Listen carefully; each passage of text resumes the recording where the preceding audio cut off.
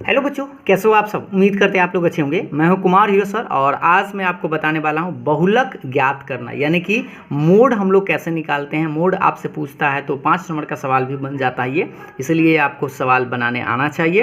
वर्ग अंतराल कुछ इस तरह से दिया हुआ है, बारंबारता आपको दिया हुआ है और आपसे पूछ रहा है कि इसका बहुलक यानी कि मोड ज्ञात करिए। तो सबसे पहले आपको करना क्या है, ये जो बॉक्स लिखा गया है इसमें आपको एक्स्ट्रा बॉक्स की ज़रूरत नहीं होता है। चलिए हम आपको पूरा डिटेल्स में समझाते हैं।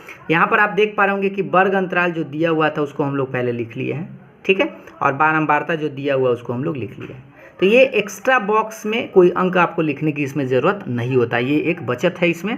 और बाकी सब में देखे होंगे कि माध्य या माध्यिका निकालते हैं तो उसमें हमें एक्स्ट्रा बॉक्स की ज़रूरत होता है। तो इसमें आप क्या करिएगा, सबसे पहले बारंबारता जो इसमें लिखा हुआ है इसको आप गौर से देखेंगे और इसमें सबसे बड़ी अंक को खोजेंगे। इसमें सबसे बड़ा अंक, तो सबसे बड़ा अंक आपको 23 दिखाई दे रहा है, ठीक है, क्योंकि 21 उससे छोटा है। तो सबसे जो बड़ा है उसी को हम लोग बोलते हैं। यहाँ पहले लिख लेंगे, यहाँ सबसे अधिक बारंबारता वाला कौन है, 23 है।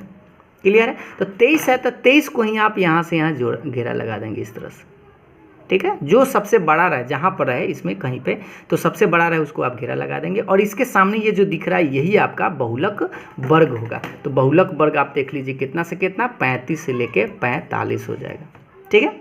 एक बार फिर से ध्यान देंगे, सबसे पहला जो सबसे बड़ा होगा उसको आप लिख लीजिएगा, उसके सामने जो आएगा वो बहुलक वर्ग हो जाएगा। और ये सब मान आपको निकालना है, क्या है देखिए, L का मान, F1 का मान, F0, F2 और H का मान। ये सब कैसे निकालते हैं चलिए समझते हैं। इसमें थोड़ा सा रेड कलर करके करते हैं। ये जो सबसे बड़ा है इसको हम लोग F1 बोलते हैं, ठीक है। सबसे जो बारंबारता सबसे बड़ा आएगा उसको F1।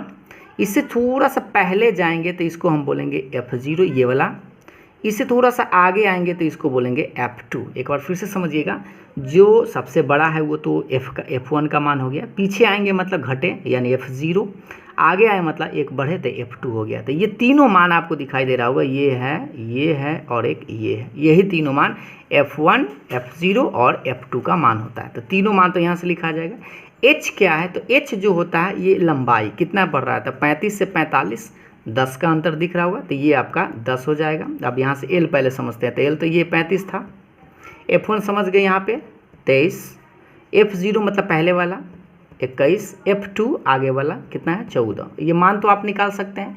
अब इसके लिए सबसे पहले आपको बहुलक का फॉर्मूला की ज़रूरत पड़ेगा, जो आप यहाँ पर देख पा रहे होंगे। बहुलक बराबर होता है L plus F1 minus F0 बटा 2F1 minus F0 minus F2। इसमें F1 बड़ा है, ठीक है, ये देखिए, ये F1 इसीलिए पहले F1 होता है बाद में F0।